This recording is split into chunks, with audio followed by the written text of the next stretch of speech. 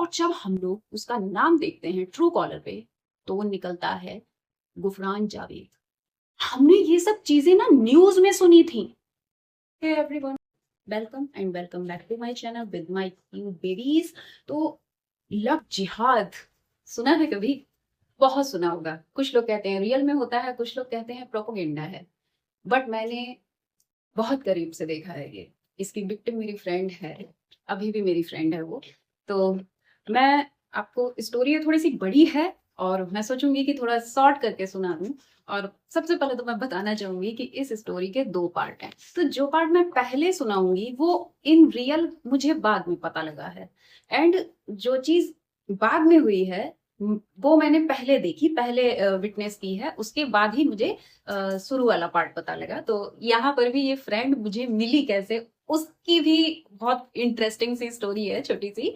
जैसे मैंने पिछले वीडियो में बताया कि मुझे जीवन साथी से फीमेल फ्रेंड मिली, और ये लड़की मुझे मिली थी OLX से। Can you believe this? मुझे OLX से भी फ्रेंड्स मिल जाती हैं। हुआ ऐसा था कि उस वक्त लॉकडाउन चल रहा था और मैं अपने सिटी से लखनऊ लॉकडाउन में ही आई थी। जब थोड़ा थोड़ा लॉकडाउन खुलने लग गया था तो मैं OLX से रेंट का घर देख रही थी लखनऊ में, and she was also looking for a house, and she messaged me about कि you are also single mother and I am unmarried, I live also alone, so can we share the room, so हमारे लिए budget friendly हो जाएगा। Then I said okay we can share. और वो यहाँ पे physically present थी लखनऊ में, तो आई थॉट कि ये जो है लखनऊ में जो भी घर हम लोग देख रहे हैं ये उसको जाके देख लेगी, वेरीफाई कर लेगी। मैं तो एक ही बार जाऊंगी सीधा अपना सामान लेके वहां पे। ऐसे करके हम लोगों की बातचीत होने लगी। तो थोड़ा हमारा इसलिए और बॉन्ड अच्छा हो गया था बिकॉज ये लड़की मेरी ही सिटी की थी। जिला हमारा एक ही लगता था, बस मैं हूँ मेन सिटी से और वो है एक रूरल एरिया से। एक चीज और उसने बताई थी कि उसकी ना तो मदर है ना फादर है। फादर इन द सेंस उसके स्टेप फादर हैं, तो उसके जो बायोलॉजिकल फादर थे उनकी डेथ हो गई थी। तो उनसे यही एक बेटी है, और फिर इसके चाचा के साथ इसकी मदर की शादी हुई थी और फिर उनसे भी एक बेटी थी। तो ऐसे करके वो, क्योंकि उसके जो स्टेप फादर थे उनका व्यवहार अच्छा नहीं था और मदर ऑल्सो डाइड, उनसे भी एक बेटी थी, उनका व्यवहार भी इसके साथ बहुत खराब था। इसलिए मेरा थोड़ा और एक बॉन्ड बन गया कि लोकल के ही हैं हम लोग। बट क्या होता है आगे चल के कि उसको जिस तरीके का रूम चाहिए था उसका रेंट बहुत ज्यादा था, और उसी रेंट में मुझे जो है बहुत बड़ा घर मिल जाता।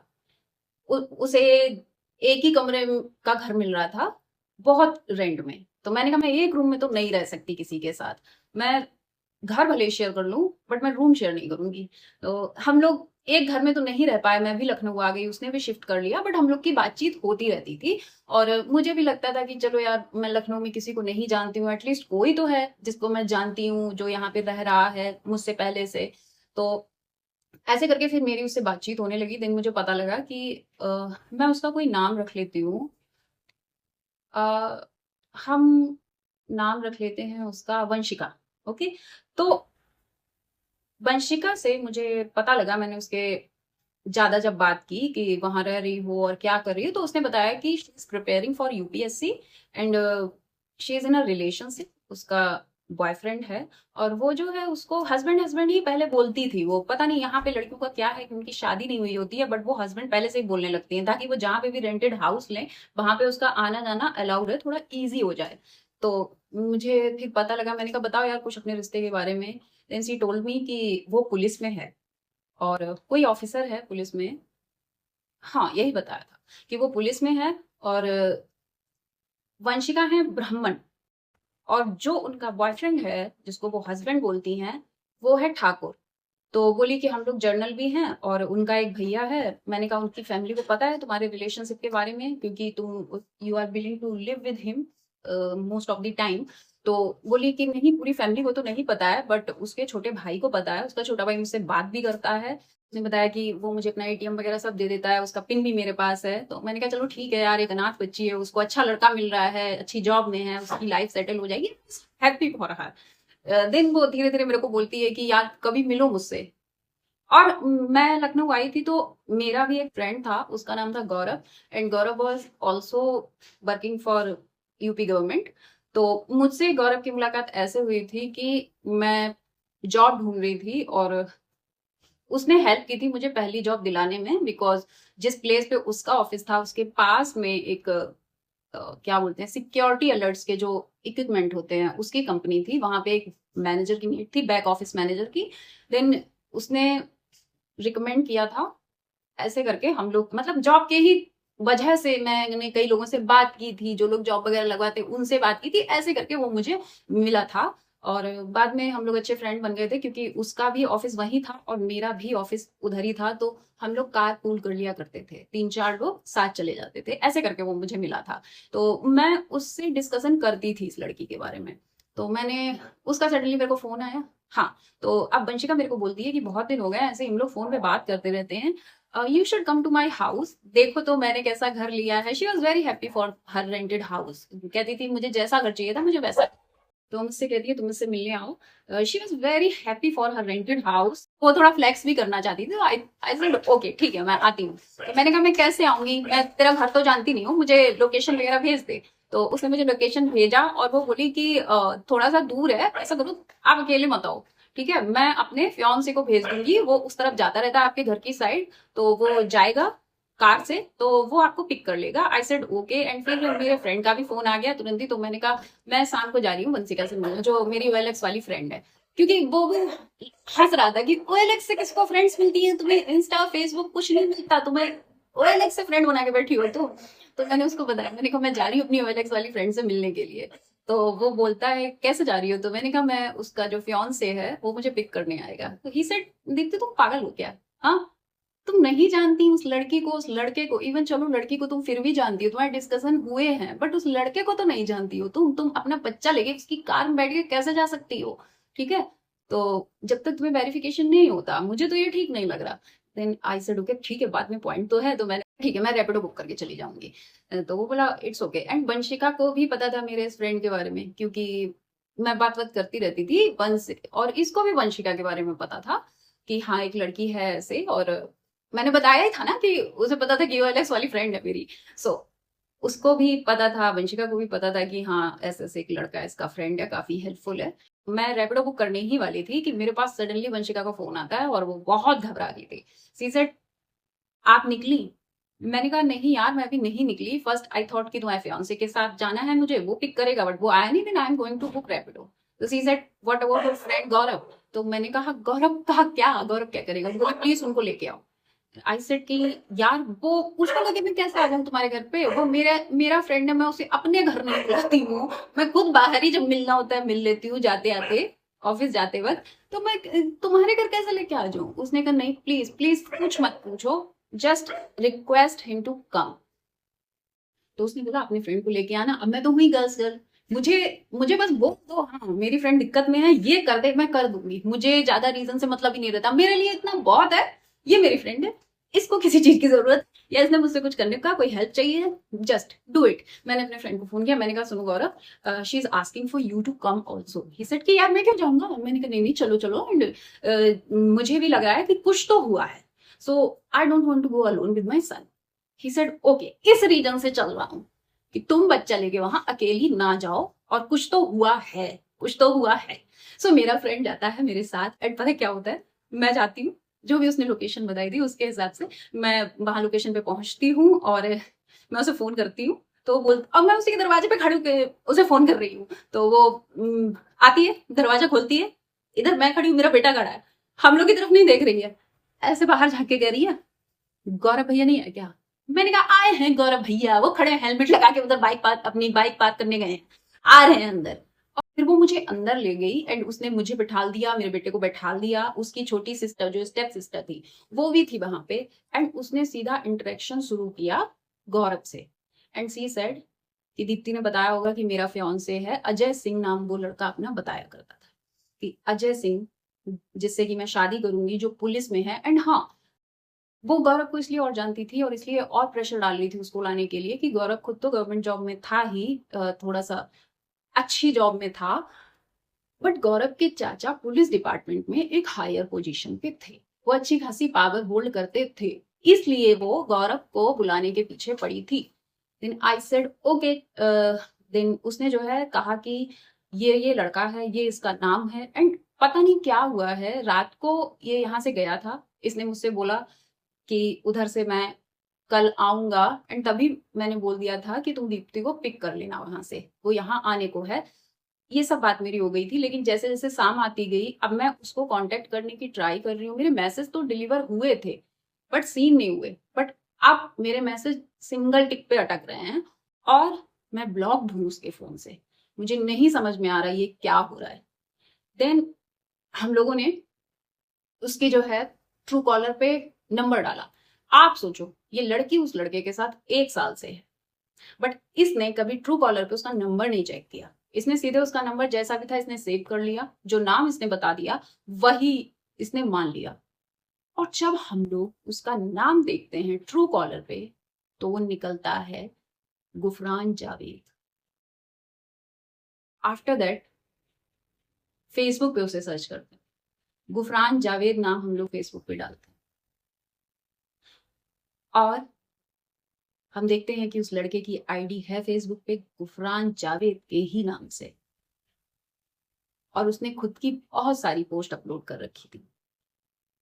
हमने ये सब चीजें ना न्यूज में सुनी थी।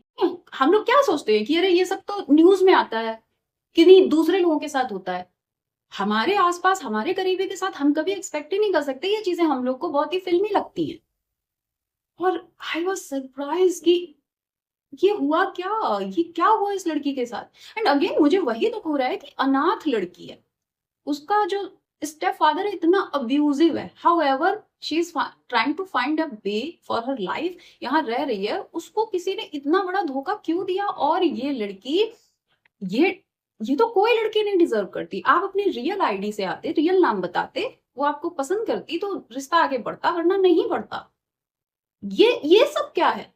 नाम चेंज करके बिल्कुल अपनी आइडेंटिटी बदल के उस लड़की को तुम फंसा रहे हो, क्यों। फिर गौरव जो है ट्राई करता है और भी चीजें, बंसिका भी ट्राई करती है, और उसके बाद धीरे धीरे हमको चीजें पता लगती हैं कि वो लड़का अजय सिंह नहीं है, गुफरान जावेद है। इसी के साथ साथ वो मैरिड भी है और उसकी 3 बेटियां थी, एक आदमी, 3 डॉटर्स। और जब ये बार बार उसको फोन कर रही थी, जब तक वो ब्लॉक नहीं थी, तो अब उसके पास एक दूसरे नंबर से कॉल आता है हमारे सामने, और वो एक लेडी की वॉइस आती है। वो कहती है कि तुझे पता है, वो बंसिका को आर वर्ड से संबोधित करती हुई बोलती है कि तुझे पता है वो मेरा पति है, 3 बेटियां हैं मेरी, उससे शर्म नहीं आती है, उसके पीछे पड़ी हुई है, रखैल बनी है तू उसकी।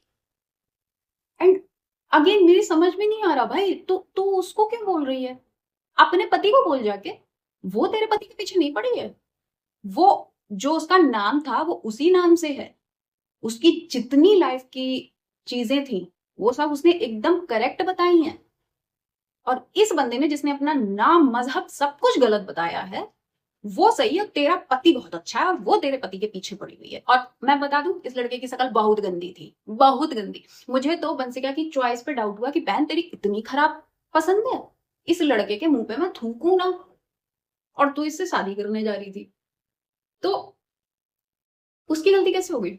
एंड वो उसको गंदी गंदी गालियां दिए पड़ी है बुरी तरीके से। और हम लोग बहुत सरप्राइज की क्यों। और तभी लगता है कि है लव जिहाद।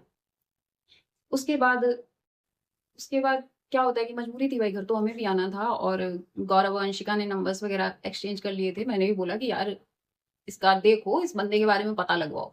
हाँ, मैंने ये भी पूछा, मैंने कहा यार तुम्हें उसका पता, मतलब तुम तो नाम नहीं जानती हो बट कुछ कुछ तो पता होगा। जब वो यहाँ पे आता था तुम्हारे पास, फिर वो अपने घर भी जाता था, वो नाइट स्टे भी करता था इसके पास, लेकिन वो परमानेंट नहीं रहता था। तो मैंने कहा वो घर जाता था, कुछ तो पता होगा तुम्हें कि उसका कौन सा एरिया है, कहाँ का रहने वाला था।